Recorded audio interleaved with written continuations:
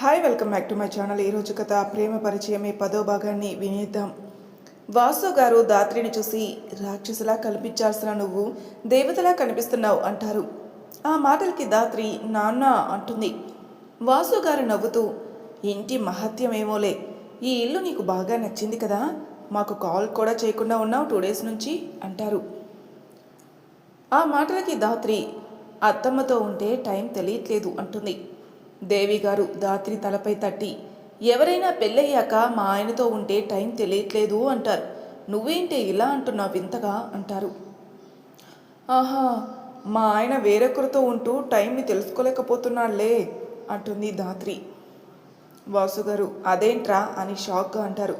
దేవి గారికి ఏమీ అర్థం కాక తన జాబ్తోలేనా అన్న హాహా షాక్ అయ్యారా అంటుంది దాత్రి. వాసుగారు నువ్వు మారు అంటారు. మాధవి గారు కాఫీ తెచ్చిస్తారు వాళ్ళకి. ఆ తర్వాత మాట్లాడుకుంటూ ఉంటారు. మాధవి గారికి ముందుగా వస్తున్నట్టు చెప్తారు. ఆవిడే ఇంటి అడ్రస్ చెప్తారు వాళ్ళకి. మాధవి గారు వాళ్ళకి ఒక రూమ్ చూపించి అందులో ఉండమని చెప్పి వంట పని చేసుకుంటారు. దేవి గారు సరే అని ఆ రూమ్ చూశాక ఇల్లు ఎంత చక్కగా ఉందో అనుకుని దాత్రిని తీసుకుని తన రూమ్లోకి వెళ్తారు.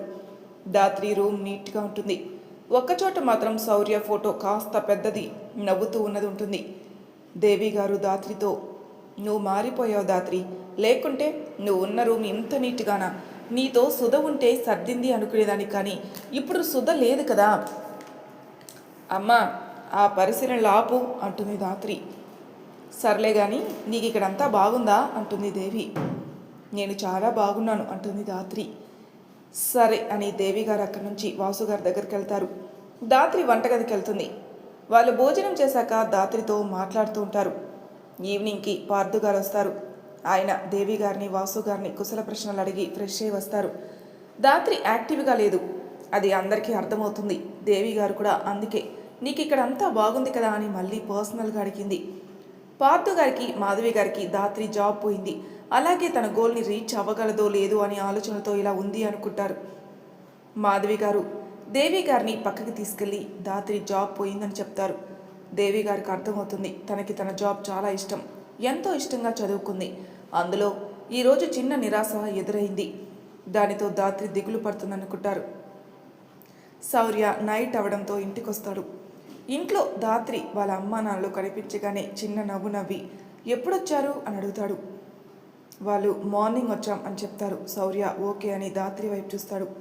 పేరెంట్స్ వచ్చిన దాత్రి ఫేస్లో స్పార్క్ మిస్ అయిందని అర్థమైన శౌర్య అందరి ముందే దాత్రి ఒక్కసారి రూమ్కి రావా అనేసి వెళ్ళిపోతాడు.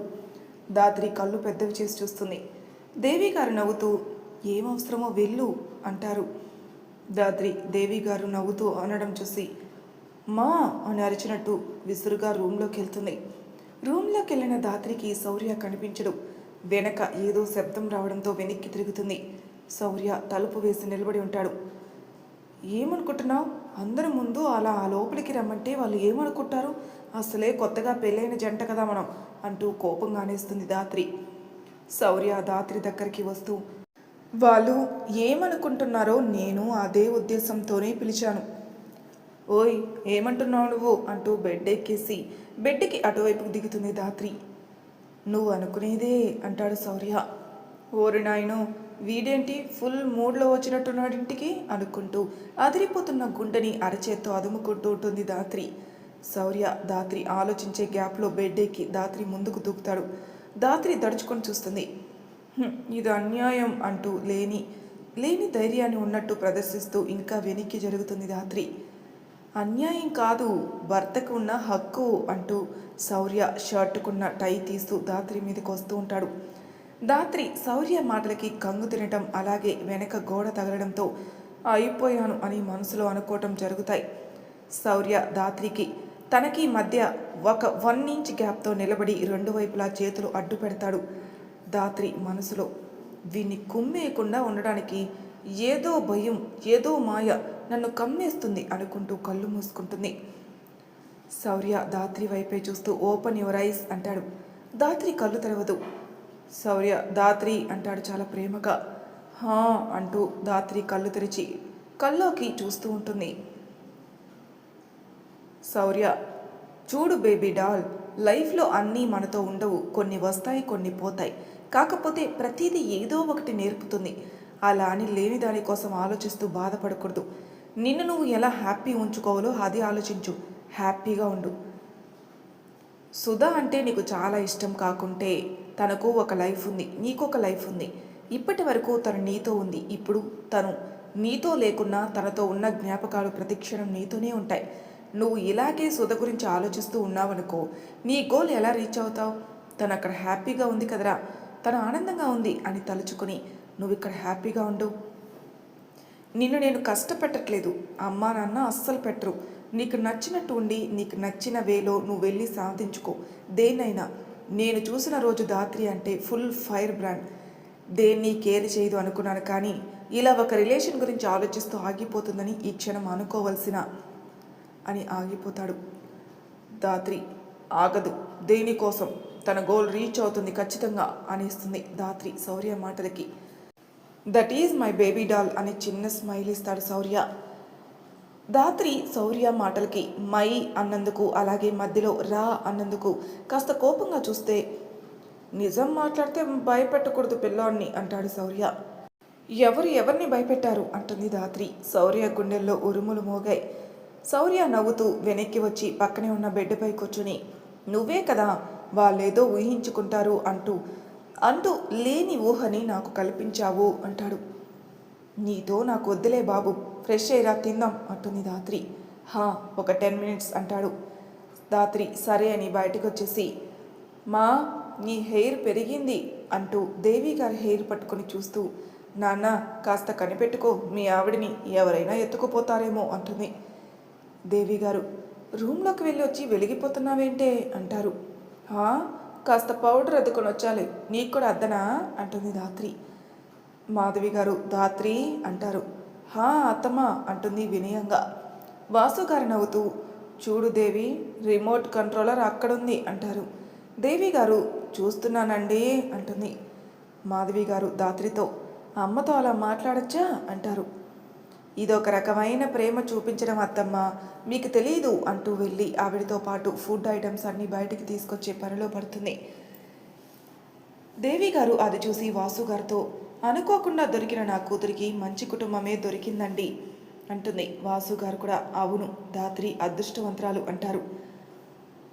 ఆ మాటలకి పార్దు గారు, కాదు మేము అదృష్టవంతులమండి, తన రాకతో మా మాధవి మనసు నిండా సంతోషం, మా ఇంటికి ఒక కళ వచ్చి చేరాయి అంటారు.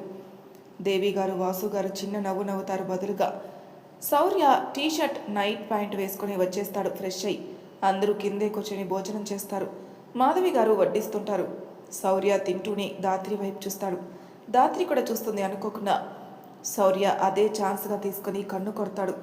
దానితో దాత్రికి పొలిమారుతుంది. దేవి గారు వెంటనే వాటర్ ఇస్తారు దాత్రికి.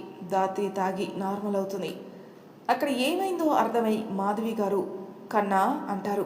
శౌర్య నవ్వుతూ ఏంటి మా అంటాడు ఏమీ తెలియనట్టు. మాధవి గారు కళ్ళతోనే వేషాలు ఆపు అన్నట్టు చూస్తారు. శౌర్య చిన్న నవ్వు నవ్వి తింటాడు.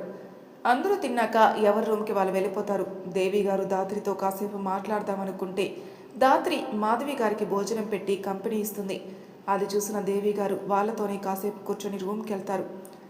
మాధవి గారు తినేలోపు దాత్రి అంతా సర్దేస్తుంది. మాధవి గారు తిన్నాక దాత్రితో గుడ్ నైట్ చెప్పి వెళ్ళిపోతుంటారు.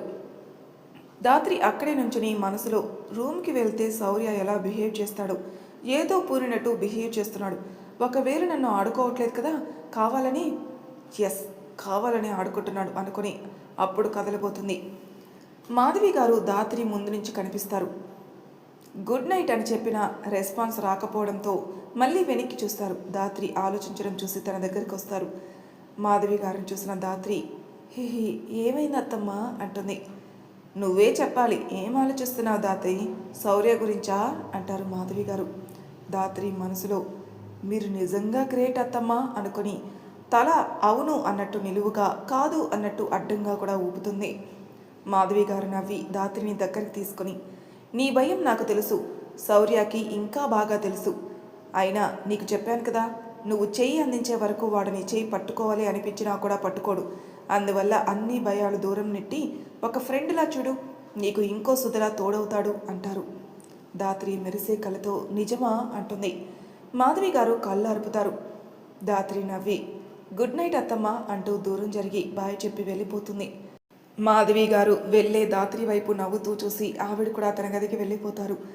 దాత్రి రూముకి వెళ్ళి గడియ పెట్టడమే శౌర్య వచ్చావా, సిద్ధంగా ఉన్నావా అంటూ కన్ను కొడతాడు. దాత్రి శౌర్య దగ్గరికి వస్తూ చాలా ఆపు, చాలా ఎక్కువ చేస్తున్నావు అంటుంది. ఒక భర్తగా ఇది చాలా తక్కువ బేబీ డాల్ అంటాడు శౌర్య. ఇక ఆపవేయ్యా, భర్త భర్త అనటం భరించలేకున్నాను, నాతో ఫ్రెండ్లా ఉంటావా అని చెయ్యి అందిస్తుంది దాత్రి. శౌర్య భర్తకున్న అర్థాలలో ఒక మంచి స్నేహితురని కూడా ఉంటుంది దాత్రి అంటాడు. శౌర్య అంటుంది దాత్రి. అంత క్యూట్గా పిలవకు, ఓకే అంటూ చేయి కలుపుతాడు శౌర్య. దాత్రి నవ్వుతూ వచ్చి బెడ్పై శౌర్య పక్కన పడుకుంటుంది. శౌర్య కూడా నిద్రపోతాడు. మళ్ళీ సేమ్ 2 o'clockకి అదే కల. వెంటనే లేస్తాడు. తనకేం అర్థం కాదు.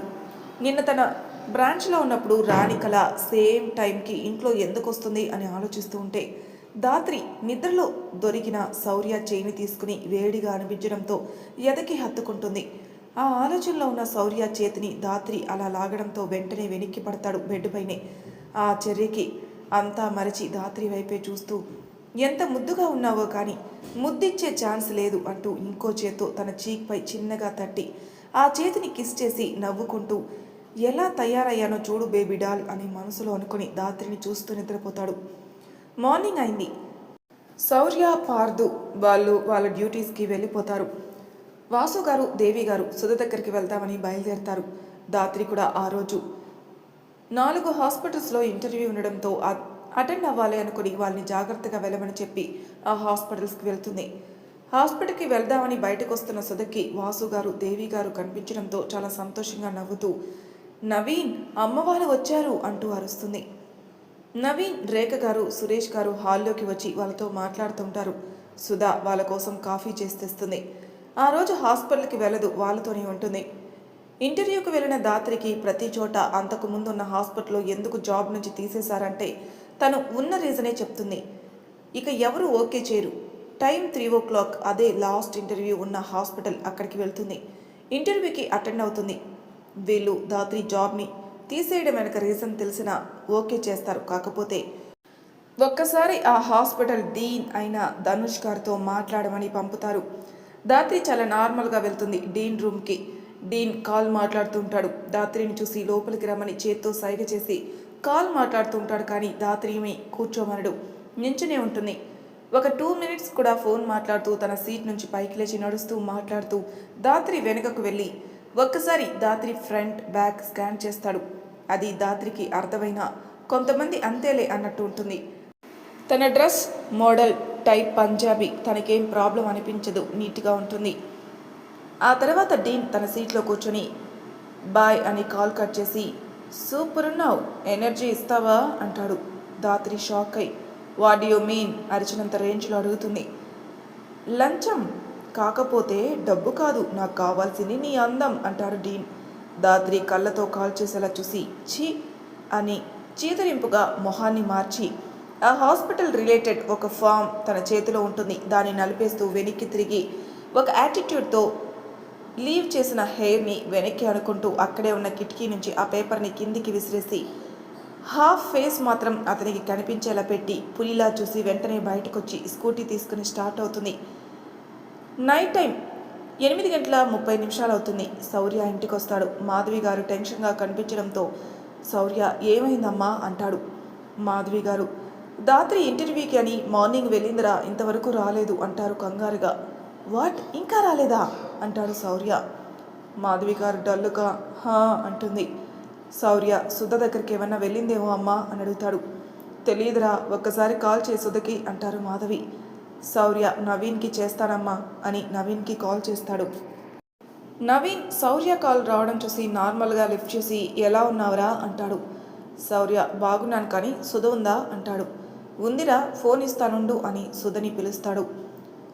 సుధ దేవి గారి దగ్గర ఉండడంతో ఇప్పుడే వస్తానమ్మా అని నవీన్ దగ్గరకు వచ్చి ఏంటి నవీన్ అంటుంది. నవీన్ శౌర్య కాల్ చేసి నీకు ఇమ్మన్నాడు అంటాడు. అవునా, కానీ ఏమైంది అంటుంది సుధ. ఏమో మాట్లాడు అని ఫోన్ ఇస్తాడు నవీన్. సుధ ఫోన్ తీసుకుని శౌర్య ఏమైంది అంటుంది. దాత్రిని దగ్గరకు వచ్చిందా ఈరోజు అంటాడు శౌర్య. లేదే, నేనే తనని రేపు కలుద్దాం అనుకున్నాను.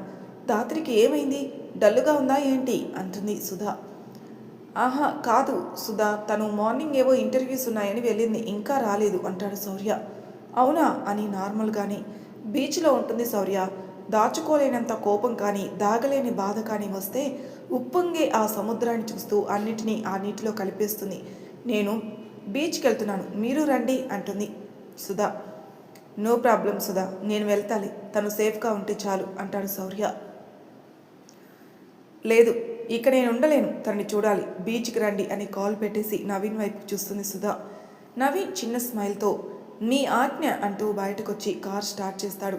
సుధా అందరితో హాస్పిటల్లో చిన్న కేస్, త్వరగా వచ్చేస్తాను, నాతో నవీన్ వస్తున్నాడు అని టక్కున అబద్ధం చెప్పేసి వచ్చి కారు ఎక్కేస్తుంది.